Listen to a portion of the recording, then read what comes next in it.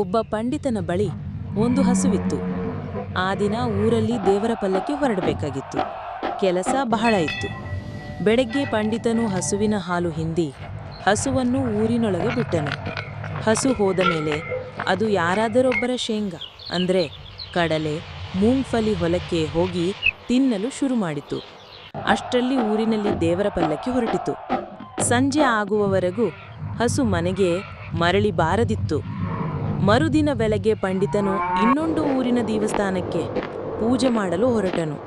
ಆ ಸಮಯದಲ್ಲಿ ಪಂಡಿತಾಯಿಯವರು ಹಸುವನ್ನು ಹುಡುಕಲು ಹೋದರು. ಅಷ್ಟರಲ್ಲಿ ಹಸು ಕಾಲು ಜಾರಿಕೊಂಡು ಕುಂಟುತ್ತಾ ಊರಿಗೆ ಬರುತ್ತಿತ್ತು. ರಸ್ತೆಯಲ್ಲಿ ಪಂಡಿತಾಯಿಯವರಿಗೆ ಹಸು ಸಿಕ್ಕಿತು. ಹಸುವು ಗಾಯಗೊಂಡಿರುವುದನ್ನು ನೋಡಿ ಅವರು ದುಃಖಪಟ್ಟರು. ಮತ್ತೆ ಅದನ್ನು ನಿಧಾನವಾಗಿ ಮನೆಗೆ ಕರೆದುಕೊಂಡು ಬಂದು ವೈದ್ಯರವರನ್ನು ಕರೆಸಿದರು.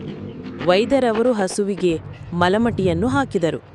ಆದರೂ ಪಂಡಿತ ಮತ್ತು ಪಂಡಿತಾಯಿಯವರು ದುಃಖದಿಂದ ಅತ್ತರು.